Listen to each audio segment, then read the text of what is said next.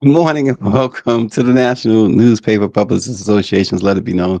Uh, it is Friday, and Don't it's come to kind of a my games. Don't bring hey, black people and don't come. After racially offensive recordings of California billionaire and Los Angeles Clippers co-owner Donald Sterling surfaced 2 weeks ago, condemnation was swift. When ignorant folks want to advertise their ignorance, you don't really have to do anything, you just let them talk.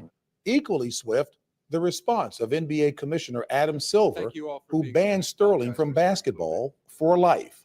This has been a painful moment for all members of the NBA family. On Friday, the NBA took the next big step toward healing the wounds, appointing an interim CEO of the Clippers, someone with a lot of experience with damage control. My wife says, my strongest quality is that I'm obtuse. I don't know enough not to take the shot, but I'll always take the shot. For Richard Parsons, this is just the latest reclamation project in a long, sometimes turbulent career full of them. We spent some time with Parsons at the site of a very different reclamation project, Minton's, a historic jazz club he's restored in Harlem. What we tried to do to sort of capture some of the history of the place was, some of these portraits, Thelonious Monk, who was in the house band here, Dizzy Gillespie, who played here every Monday night, helped create bebop. He may sound like a jazz historian, but Richard Parsons made his mark in business, first as the chairman and CEO of media giant Time Warner, then as chairman of Citigroup. He has a reputation as a cool customer, a trait he says he cultivated growing up as the middle of 5 children. When you're in the middle somewhere, the older ones rain down on you, this, right? And then you have to protect yourself from the younger ones, so you have to learn a lot of diplomacy. Parsons grew up in Queens, New York. His was the first black family to move into this lower middle class neighborhood.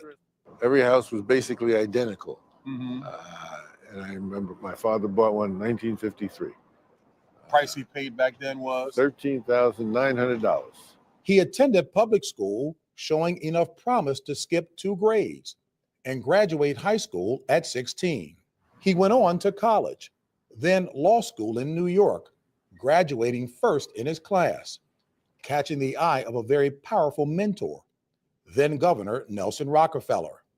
It was a match made in heaven. He liked me, I liked him. We formed a kind of a bond, and he introduced me to a world that I never would have been introduced to growing up where I grew up.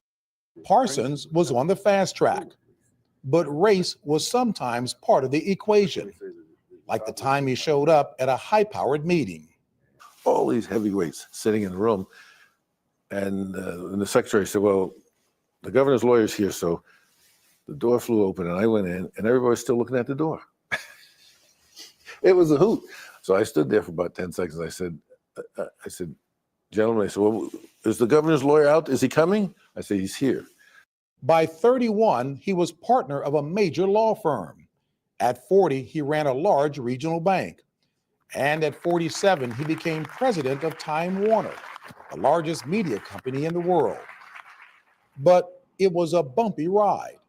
He faced tough criticism after the ill-fated merger of Time Warner and AOL in 2000, which lost billions for investors and cost thousands of jobs.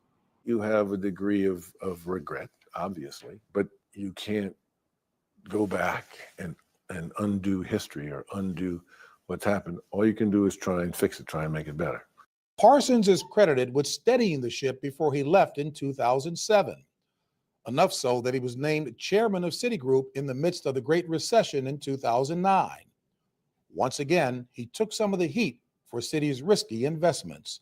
Were there signs as you look on it dispassionately that you say, how could I not have seen it? We all have done things in life when you go like, how could I have been so stupid? How could I have missed that? Hindsight is 20/20. Again, some say Parsons lived up to his reputation as corporate America's Mr. Fix-It, paying taxpayers back $20 billion of government bailout money and putting new management in place. He retired in 2012, and with an estimated worth of $100 million, he was free to pursue his interests. But now the NBA is hoping the man nicknamed the Great Mediator can help navigate the tricky waters of race and high finance. Most people don't think they're bigots. They really don't. But they just have a set of expectations.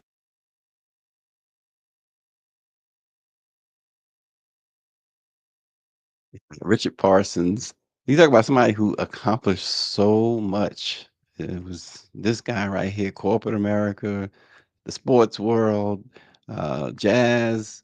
Um, he was. Uh-oh, I got a little microphone issue. All right, can you guys hear me now? What's going on with my microphone? You got me? All right, think you can hear me. Gotta help me out here. It all looks good on my end. All right. No one's saying nothing this morning. Nobody's helping me out. I'm talking about Richard Parsons. Um, we can hear you, he says. All right. Oh, Austin pops up with the news that he could hear me. Austin trying to help me out. That's a rare thing.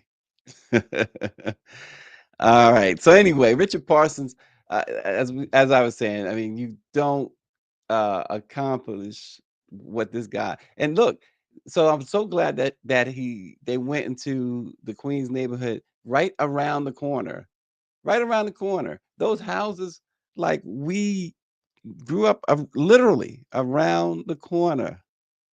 It's amazing. Um, and it reminded me, like we would go to the White House and see Stephen Benjamin. Stephen Benjamin is someone else who grew up just a couple of blocks away. So there's some greatness coming out of South Ozone Park, Queens, and I like to think that I'm among them. even if you don't, even if I can't count myself as great, I'm among the greats who came out of South Carolina. I mean, South Carolina, South Ozone Park, Queens. But Richard Parsons, like we said, he really accomplished a lot. Estee Lauder. He was also on the board of Howard University.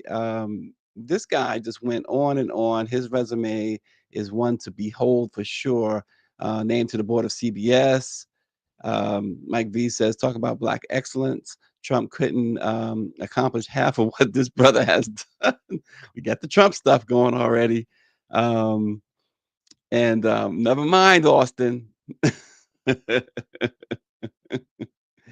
um, and he took over the Clippers. If you remember, the Clippers owner was kicked out of the NBA because of racism and rampant racism at that. And they needed someone to hold that spot, basically being the CEO of the team for in the interim basis. And Parsons was the guy that the NBA chose. He held it down until they could get other owners to come in there and take over. And the Clippers have been very profitable since. Got to give him some of that credit for sure. He was, this guy rubbed shoulders with Richard Nixon and Gerald Ford and others. He was a Republican. Not that it matters, or does it matter? I don't know. Austin will tell me if he mattered or not. He was also an economic advisor on President Obama's transition team. He loved jazz, as it was brought out in that clip. He co-owned a Harlem Jazz Club and served as chairman of the Apollo Theater and the Jazz Foundation of America. He held positions on the boards of the Smithsonian National Museum of African American History and Culture, the American Museum of Natural History, and the Museum of Modern Art in New York. He played basketball too at the University of Hawaii. Albany Law School graduate, and very well accomplished individual, Richard Parsons. He is survived by his wife Laura and their family. So RNG is up in arms this morning, y'all, because another. I mean, he's skeptical at best. maybe not in up in arms, but skeptical. He's saying that another celebrity football player has become a head coach at an HBCU. He says it makes you wonder, are they using HBCUs as a stepping stone? Deshaun Jackson is the latest former NFL star to sign on as head coach of a HBCU, Delaware State. He's taken over there. It's also rumored, RNG, and I haven't heard you talk about this yet, and so I got to, make sure that I confirm these type of rumors with you. But it's rumored that a former SWAC head coach, unidentified to this point, has been contacted to join Deshaun at Delaware as an assistant. But that individual, as I said, has not yet been revealed. But strong rumors that a SWAC head coach is being considered for Deshaun's top lieutenant job. Deshaun, of course, played for the Philadelphia Eagles, so Delaware State is really a logical fit. He lives nearby in Morristown, New Jersey, so um, it'll be a very short commute to Delaware State for Deshaun. And of course, he's beloved in the area for his time with the Philadelphia Eagles. So we'll see how it turns out. But of course, RNG is concerned that they are using HBCUs as a stepping stone. He mentions, of course, the most recent signing, Michael Vick, took a job as an HBCU head coach. And Michael Vick's situation, very, very happy for Michael Vick, that he has really turned the narrative, despite others trying to continue the narrative of his ill-conceived idea with those dogs some years ago. And now RNG, of course, is saying like these guys refuse to play at an HBCU. Now they want to coach an HBCU. Maybe it's going to change now. I mean, we look now as to what's going on. Everywhere in this country, maybe that's going to change. Maybe we'll see more and more Deshaun Jacksons and Michael Vicks go to HBCUs, and maybe they'll stay. I mean, obviously Dion had a plan, and he went to Jackson State. He had to get a start somewhere. Went to Jackson State. He knew what he was going to do, and you kind of with Dion.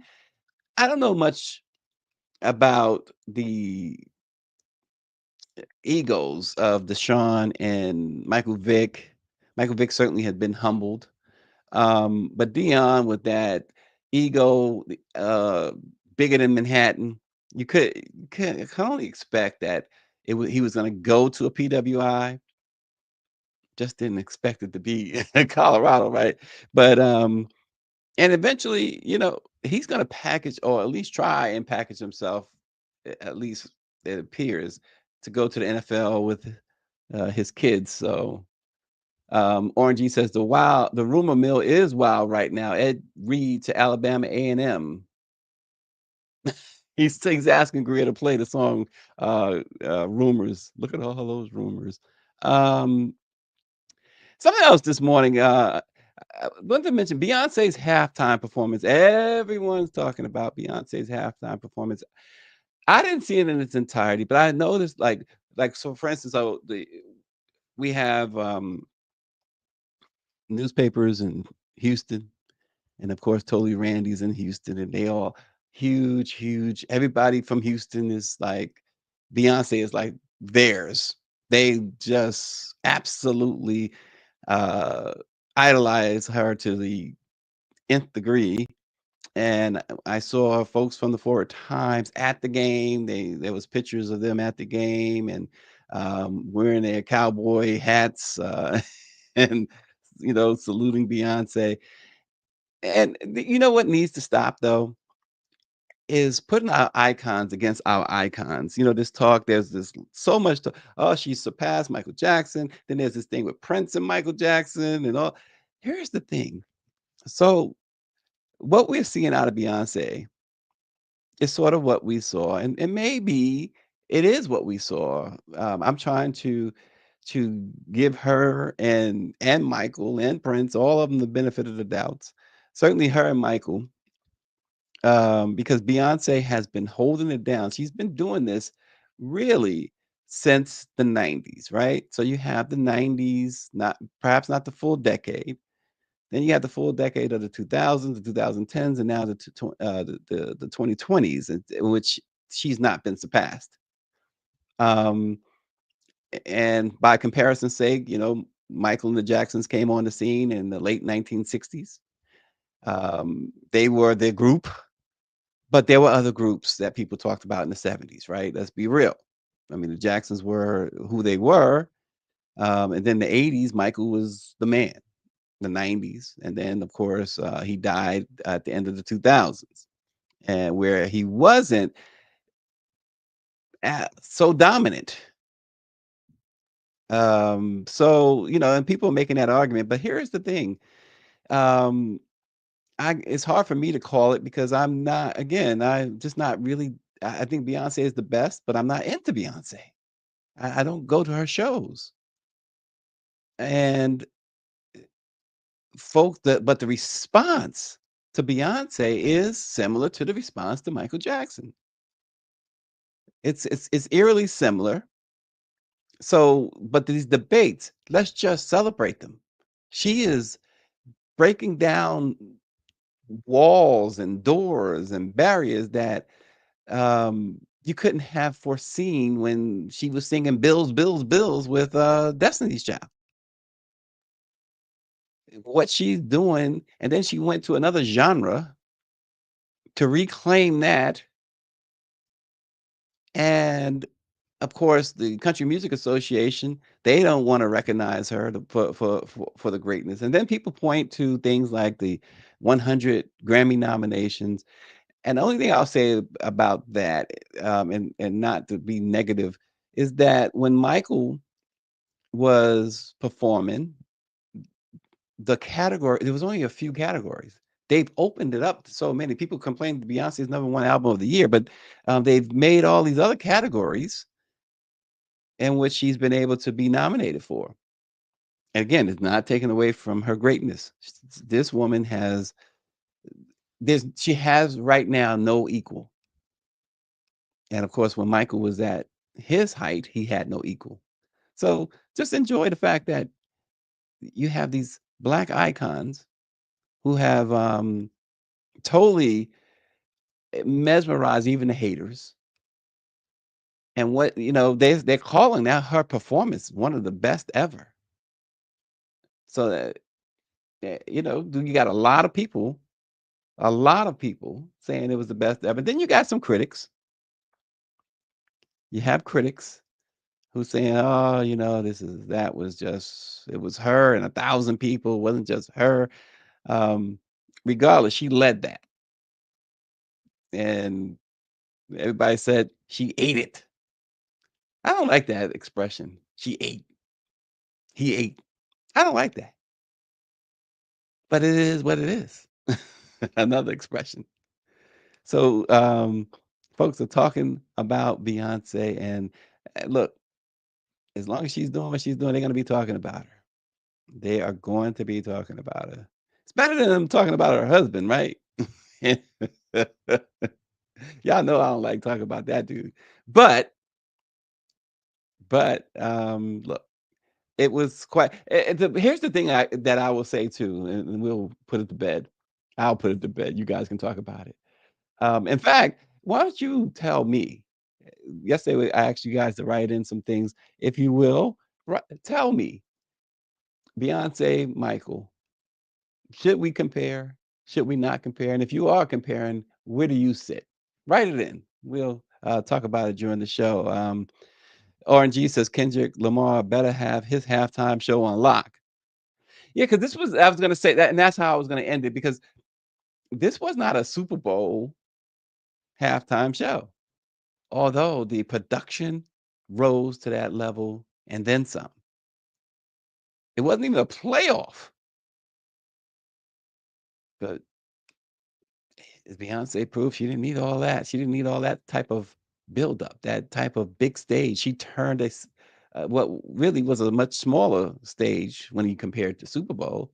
She turned that into a world stage. So good for her. Good for Beyonce. Good for the folks who work with her and she works with. She says, speaking of her husband, must we forget? What are we not? What are we forgetting? He owns the entire he owns the entertainment space at the Super Bowl, right? Exactly. It's time for him to do something more positive with that too, in my opinion. Mike V says, leave the legends in their place, incomparable and unbothered. See, I'm kind of with you there, Mike, because I mean, unless this world just totally implodes at some point, because it will, um, some years from now, somebody else may finally come along and they'll be saying, remember when Beyonce, remember, like we say, remember when Michael, or remember when Prince, or whomever. So that's where that's at. So let's see. She used Texas Southern University's band in her performance. SWAC was in the building. See, that's the other thing, right? We can go on and on, but the fact that you use that university's band, and it really this is what superstars should do. That's what they should do, and she did it, and she did it very well. Good for her. The Ocean of Soul was in the house. David Youngblood uh, says. Let's go on to a little bit of news before we get back to the entertainment world. This is a story I just found so sickening, and we continue to get these. I mean, in New York with the subway, with the burning of the lady, but this happened down south. Deputies said they were told that a woman was taken to the hospital in Sanford, North Carolina, or the Sanford Emergency Room in North Carolina, with second and third degree burns on the right side of her body. The incident happened as the woman was in the area of North Carolina 27 West and Barbecue Church Road when three people she did not know approached her and doused her with gasoline and lit her on fire with a cigarette. The young woman was later taken from the hospital to a local burn center where, as of Monday, this past Monday, she was stable and listed as critical. An update has not been given as of today, but law enforcement says there has been no witnesses located to date and no information has been received from the general public concerning the matter. Deputies and investigators determined that the 20-year-old Ashanti Downey had been brought to the emergency room because of this heinous incident. Denisha Davis, the mother of Miss Downey, says it cannot believe that this has happened. She says, "How could they do this to my baby?" She says, "You didn't have to do this to her." She was later taken to a local burn center where she is listed, as we said, in critical but stable condition. Um, she said her daughter told police she was walking along the highway when someone approached her from behind, poured a flammable liquid on her, and set her on fire. She says it's just a nightmare. Um, and police say it could be a domestic incident. It could have been a gang initiation, but they are mystified by what's happened. There is a GoFundMe page set up for Ms. Downey to assist with her medical expenses.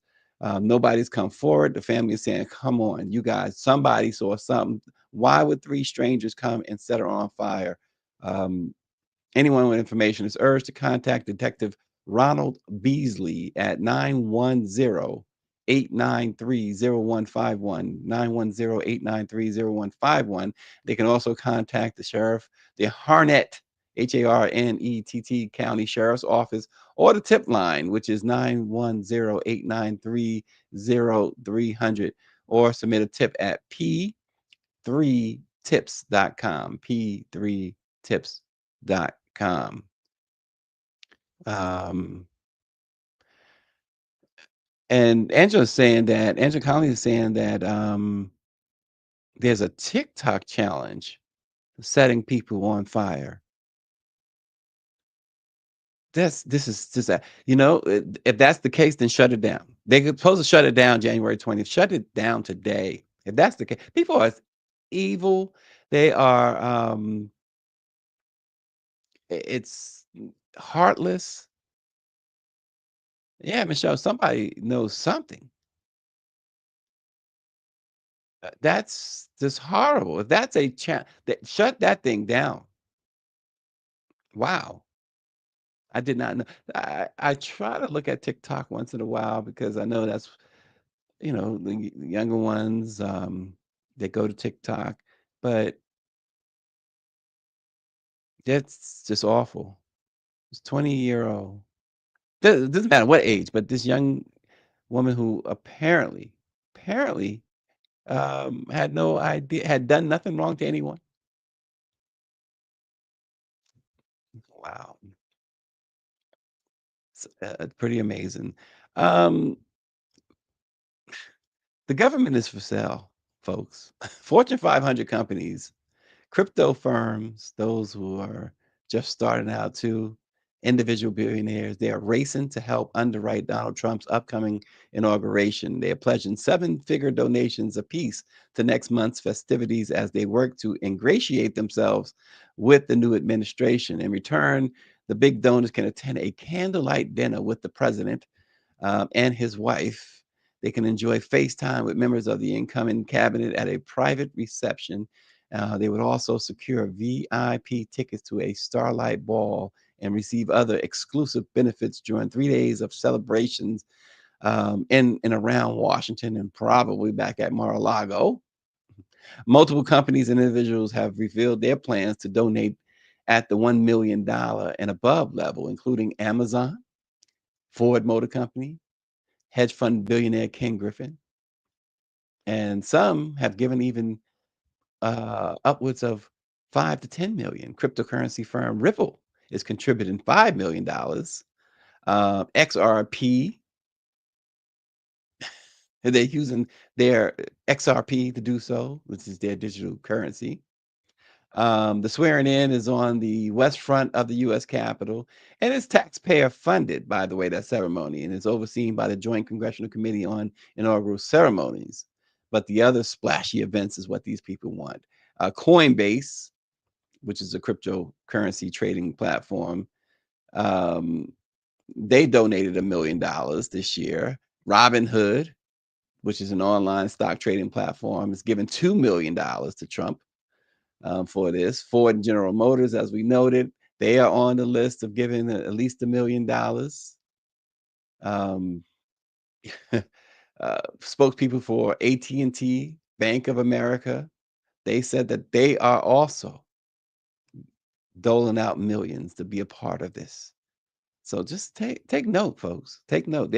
You can go and check out. There's a website in which folks they publish, and I'm trying to recall the website, but nonetheless, you can find out all these companies that are donating uh, millions to this to ingratiate themselves with Donald Trump. And it's interesting because when he was elected in 2016, the inauguration situation there. So some of this money has to be vetted. It has to be claimed properly with the taxes and also with your campaign. Well, they did some funny stuff in 2016, and the Trump campaign was ordered to pay $750,000 in fines. So, and really interesting stuff. Really interesting stuff. And speaking of Trump, I don't know how many people get the root or look at the root, but they have put out something very interesting. They say they noted that we're facing the reality of another 4 years with Trump in the White House. And this is their words, folks. Um, despite our most sincere hopes that we'd be rid of him forever. But since he's coming back, the root says, folks should keep our eyes and ears open because we don't know just how spiteful he might be. This is their words again. But there are 5 things that he said that Trump has said that folks, and they say black folks in particular, should take note. So we're going to run those 5 things down right now. Number 1, Trump said, quote, our military knows and our president knows, and for some reason they want to keep people in suspense. Now, this is in reference to the drone sightings over New Jersey, including his Bedminster residence. It's weirding everybody out, of course, and nobody really knows where they're coming from. But Trump is insinuating a tinfoil hat conspiracy theory that the government is behind it all. He's already pledged to usurp law enforcement, and this is a clue, they say, that he'll use nutty things like this as a reason. So that's number one. Number two, Trump, quote, says, we have to straighten out the press. Well, a president using lawsuits against the media that is critical of him probably has no respect for the First Amendment. It's no secret that he spent 8 years railing against journalists, both liberal and conservative, as fake news, and now feels he's in a position to intimidate the press. Remember now, ABC News just gave him $15 million to settle a lawsuit, and that likely leaves him, according to The Root, thinking he can threaten the media at will. Number three, Trump says we're going to stop the transgender lunacy. That's his quote. The Root says this is especially dangerous. He is targeting a group of people based on identity and appearance and nothing else. This is essentially no different than what Hitler did in Germany in his disdain of LGBTQ people, along with Jews and people of color. If he can scrutinize that community, you can best believe he will do it to others. Number four, Trump says, quote, the enemy from within should be handled by the military. Well, as the Root notes, neither Trump nor his supporters mince words, showing how irritated they were at demonstrators protesting police violence against Black people. He first used his, quote, enemy within reference during his campaign at the, quote, radical left, but left it vague. But it's a pretty good bet that he would like to unleash the military against anyone the far right doesn't like, including civil rights activists, Democratic politicians, and voting rights advocates. And we know that he's already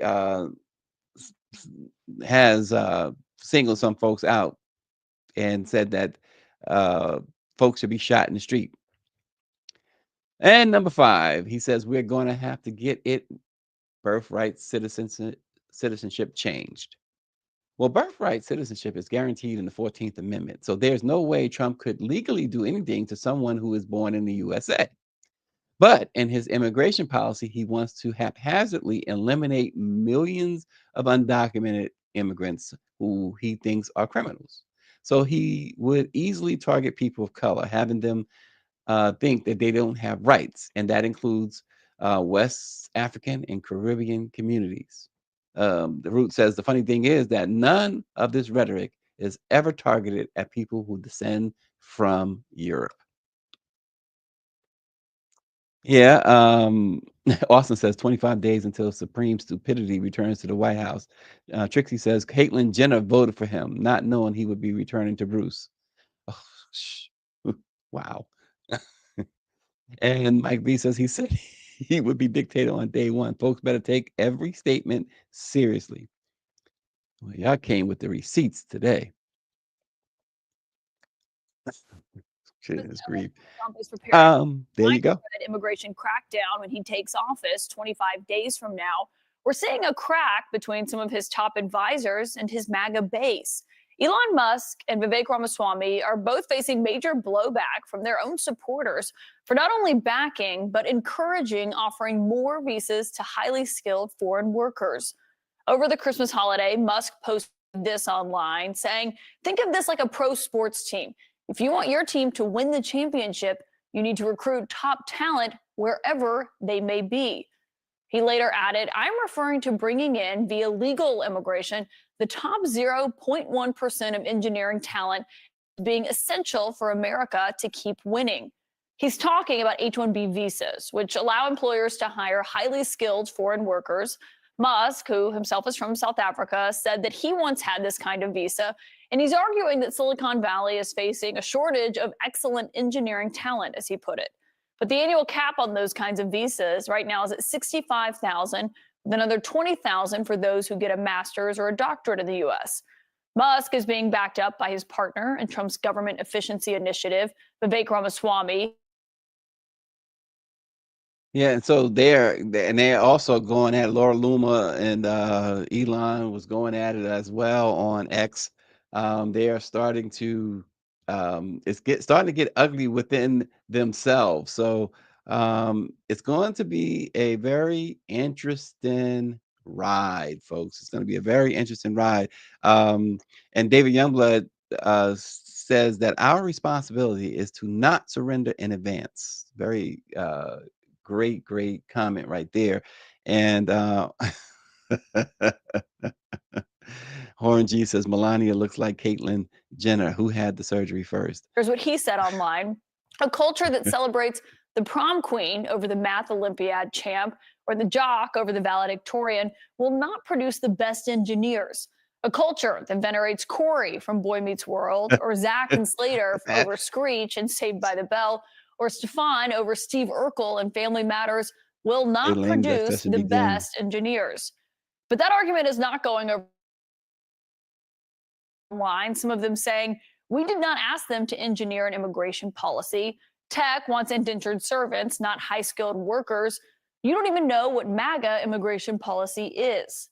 Now, Trump himself, who I should note restricted. Yeah, look, this is what the people wanted, right? This is what they thought they wanted anyway. And they continue to tell us, we keep seeing stuff. And quite frankly, I don't want to see it. But we keep seeing reports from like CNN and New York Times, all of these folks with this buyer's remorse now. And the man it's not even day one yet. But we see, we keep seeing, look, you should have known. There's a story, I believe in the New York Times or the Washington Post, one or the other, that said that the folks who struggle to make ends meet who voted for Trump are realizing already that they made a mistake. And then you have on the other side, the only people, let's break it down, simplify it, is that the only people are happy. We talked about them a minute ago. It's the AT&Ts, the Fords, and everyone else of the world, because they're giving all this money because they believe that he is going to be great for billionaires and billion-dollar companies. So that's really those are the ones. Those are the only people happy because the Latinos for Trump, they've been expressing their disappointment already. He hasn't done anything yet. But it's like, what are you disappointed about? What are you surprised about? The one thing about this man is that he's told you exactly what he was going to do. He told you, and now he's going to show you better than he could tell you. That's what you fear. But you went to the polls and said Trump. And so you said MAGA, and now you have to deal with it. Come on, son. Come on, son.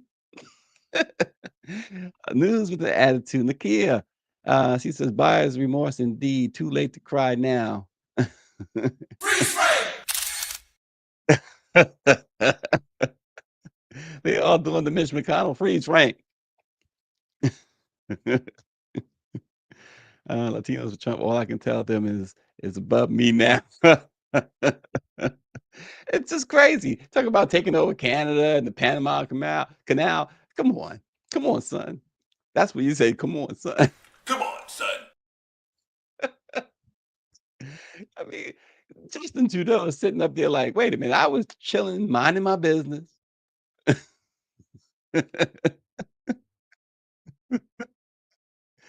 Oh man, just chill, Greenland. Ooh, child, things are gonna get easier. So he's sitting in Canada with his high gas prices and no health insurance payments, just chilling. And Trump comes along and talking about, I'm going to take Canada. Justin is like, he eating his pancakes and popcorn or whatever he eats. And he's like, huh? He did the old Scooby-Doo on him. Nakia says, yes, he told them and he is definitely going to show them. But that is the greatest mystery of all of this. He laid it all out, yet they are surprised. Right. What are you surprised about? Oh man, it's quite amazing. There was a story, and really good story. Linda Way Villakazi in the Washington Informer wrote a great story about loneliness during the holiday season. Um, I really encourage, if you have time, to check out the Washington Informer online and check out Lindy story. He says December brings holiday cheer, but while the next few weeks will bring families and friends closer together, others are left grappling with the heavy weight of loneliness, significantly impacting mental and physical health this time of the year. Um, she notes that the U.S. Surgeon General Vivek Murthy published an advisory last year on the country's epidemic of loneliness and isolation, and emphasized the importance of social connection and the health implications that can occur from prolonged isolation. Um, there's a quote in the story that says loneliness is far more than just a bad feeling. It harms both individual and societal health. It is associated with a greater risk of cardiovascular disease, dementia, stroke, depression, anxiety, and premature death. The mortality impact of being socially disconnected is similar to that caused by smoking up to 15 cigarettes a day. She goes on to note that loneliness can significantly impact mental health, often exacerbating feelings of depression, and anxiety, as a societal emphasis on togetherness can highlight a lack of social connection or those who are isolated or experiencing difficult personal circumstances. According to the Office of U.S. Surgeon General, social disconnection significantly increases the risk of anxiety and depression, including the increased risk of stroke by 32%, heart disease by 29%, and also dementia by an astounding 50% increase. So, folks, basically, the bottom line here, what Lindy's bringing out here, is if you know somebody who might be lonely, um, and you have the power to do something, please do something. I mean, their life truly is at risk here, according to the Surgeon General. And finally, if you or someone you care about are feeling suicidal, please call the 988 Suicide and Crisis Life line, which offers 24 hours, 7 days a week support, free and confidential at that. So anyone in distress, there's the 988 Suicide and Crisis Lifeline. Really, really interesting story. Um, so good job, Lindy Way. Did a great job for the Washington Informer there. So the Shade Room has decided to take a look back on the celebrities who wasted no time popping out with a drastic switch up in 2024. They singled out several celebrities. You know me, I am very prejudiced, so I'm going to stay with the black ones. So, and I'll start with one I don't particularly care for. Sexy Red initially popped out with one of many new looks in April, according to the Shade Room. At the time, the rapper appeared to debut a short pixie cut and seemingly compared her new look to Betty Boop. Now, see, that's where I have a problem. What black woman gonna compare herself to Betty Boop? Anyway, I digress. In April, Rihanna, now y'all know, Rihanna carries my kids all around, another story. Rihanna also followed suit and stunned fans with a quick switch up amid her Fenty Beauty launch party. At the event, Rihanna popped out with blonde tresses, but debuted a lengthy side bang. She says, I get bored. I get bored and I need to move on to something, or I'm going to crawl out of my body. Cut it. I don't care. It's hair. It'll grow back. Bleach it, whatever. Just do something, she said. Rihanna says, I feel like a lot of people get scared to play with hair because it's such a huge part of your identity. She says, tomorrow I'm not going to have this hairstyle, and my hairstylist is going to be mad about it. And now this is not necessarily a good segue, but I'm going to segue to Chris Brown. From Rihanna to Chris Brown. He dropped Jaws after posting his new look on social media. As the Shade Room had previously reported, on August the 18th, Chris Brown posted a selfie with the caption, Fresh Start.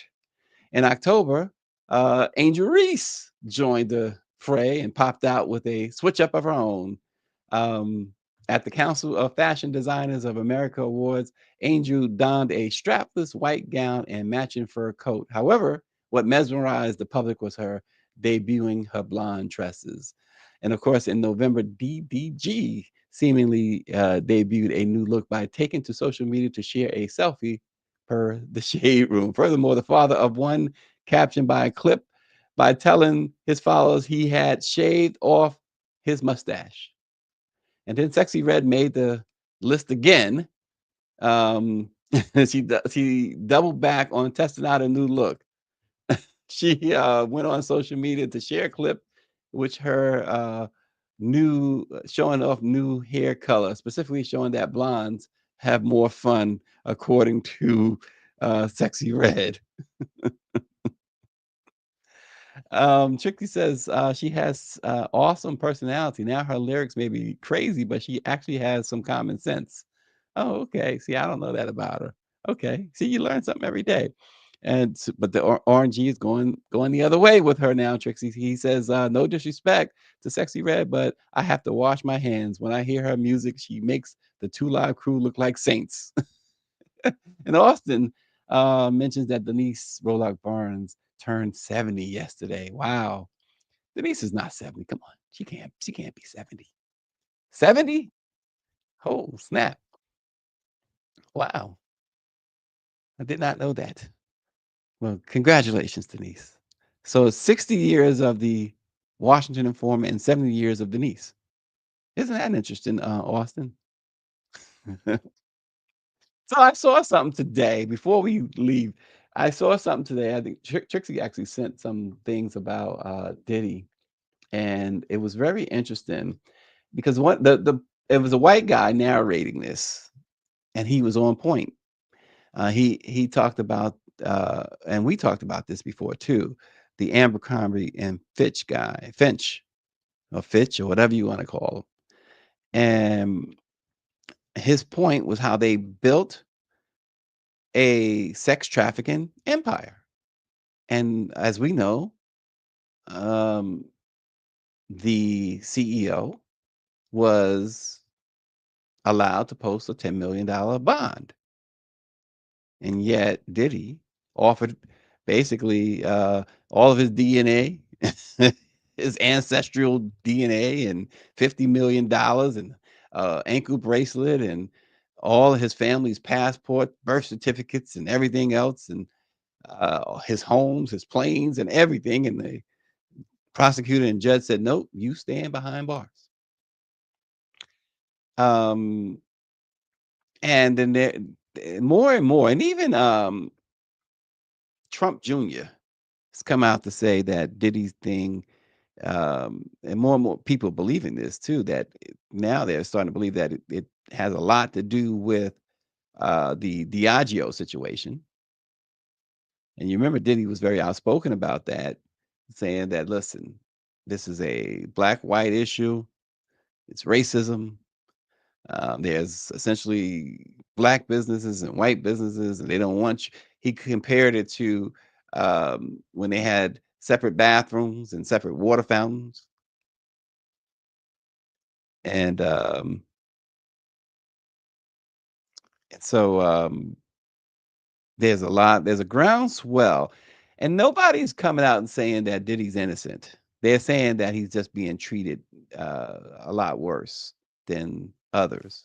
And then they're bringing out the Is facts. made and built for white men. Out of all the billionaires in the world got almost 9 billion people in it. There's only 16 black billionaires. So that's the illusion. So every time, yeah, it feels good for one of us to get in, two to get in, but we got to stop taking the crumbs. It's time for way more of us out of 9 billion. I want 2 billion to be billionaires. I don't want nothing less for myself or my people. That's why I was going to ask you, as far as being such in rare space, who do you talk to? Like, I know obviously it's you and Jay, a few other people, but very few people can relate to the challenges, to the struggles, to the financial difficulties, different things of that nature that happen at that level. Somebody said something that was very interesting to us one time. We was talking about a person that's extremely successful and his former friend, and they like, well, you never think about. Yo, I know everybody in my comments going off about this Diddy thing. Let me explain something to you. Is anybody talking about the Abercrombie and Finch guy? I mean, he bailed out for $10 million, and he was running a trafficking company. Okay, Diddy got a $50 million bail, put up his house, put up his jet, put up his whole family's passports, and they're raiding his cell and keeping him incarcerated. Weinstein bailed out. And that was like, I mean, hello. I mean, yeah, these YouTube videos, all this kind of stuff, everybody putting these specials together, everybody's making money, and the freaking liquor company is enacting their morality clause so they don't have to pay him over $1 billion. Come on, people, wake up. I mean, if he was trafficking and there were kids involved, they would have filed charges already. I mean, and saying it's part of something bigger, the Abercrombie and Finch thing, that's part of something bigger. And so with Ciroc, it was the same thing, getting into the spirits industry. No matter what industry I went into, I always came up against this ceiling that they just wanted to keep me in the colored section. I would say for businesses, you have white-only business, just like you have white-only bathrooms back in the days, and you have black-only business. And so my fight is to always make sure that we could just do business. I want to be treated equally like anybody else. And so that's what the fight is about. And it's not me just fighting for me. I'm fighting for us. Corporate America is made and built for white men. So when you're going into corporate America, usually your entryway is to help them with their diversity problem. But at the end of the day, you want to be able to open up doors. But there's a level that you get to, and you're successful, and you get to the point of being successful. And as a Black person, there's this thing that kicks in. There's this jealousy that kicks in. There's this fear that kicks in. Then they start to burn things down.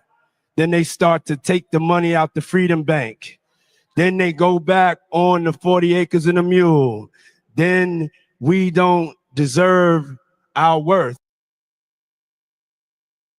You know, Diddy is a testament to it's one thing to be successful, but it's another thing to be a nice person. You can be both. You don't always find both, but you can be both. And when you're not both, when you are, see, Diddy is widely looked at as a horrible person from people in the industry, a lot of people in the industry, and folks outside the industry. This is the problem. Folks, do better. You got to do better. You got to be. Niceness does account for something. I'm not saying you should be a pushover. Don't be MC Hammer. MC Hammer is the classic thing where a nice guy finished last. But you don't have to be a jerk. You don't have to be a jerk. And I say that about MC Hammer because MC Hammer had made all this money, so successful. Nobody at that time was more successful than MC Hammer. Hammer was such a nice guy. You know, he'd go back to Oakland and see all his old homeboys struggling on the streets, you know, working at McDonald's or whatever. And he'd say, come work with me. He didn't have a job for him. Come work with me. I got you. $100K a year, each of you, just to hang out with me. His wife talked about how they, all the time, and they're home. They just all sleeping on floors and just hanging out there all night and, you know, going through the refrigerator and cabinets and this. And Hammer was like, oh, you know, these are my boys. We can't forget where I came from. And this Hammer went broke. He had to learn. And for all accounts, despite all of that, Hammer is still a really nice guy. Diddy is getting no love because, for the most part, no matter who you talk to, and I've talked to a lot of people, I've known a lot of people in the industry,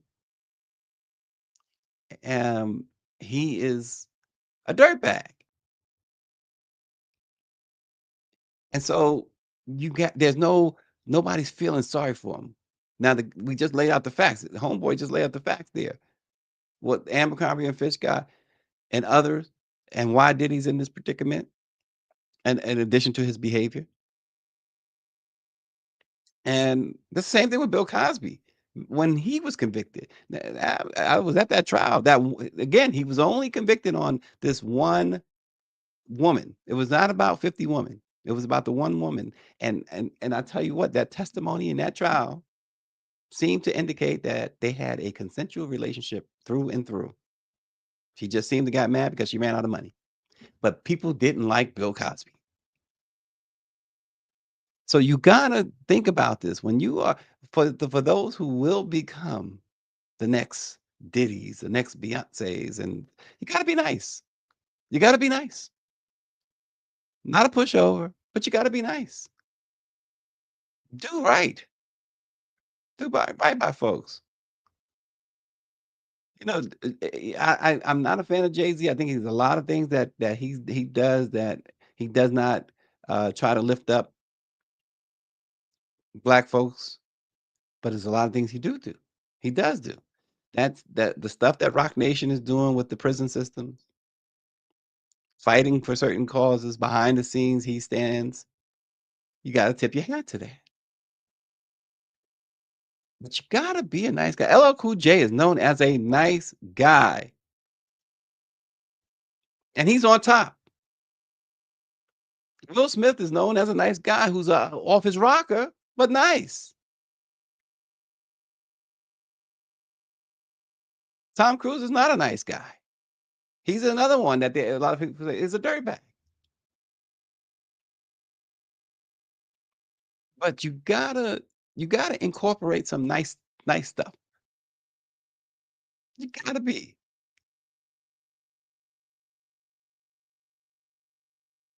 Nobody bothers Russell Simmons. Russell's in Bali chilling, despite all of the accusations and stuff. And he had the little TV things, Max ran and this and that, whatever. But for the most part, people like Russell.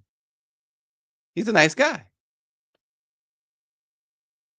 That buys you some measure of, okay, leave him alone. And prosecutors know that prosecutors know that Diddy has this reputation. They know that. Yeah, Russell chilling with his daughter on a holiday. Prosecutors know this, and they're taking advantage of it. Judges know this, and they're taking advantage of it. Diddy should not, based on when you compare others, Diddy should have been granted bail. He should have been granted bail.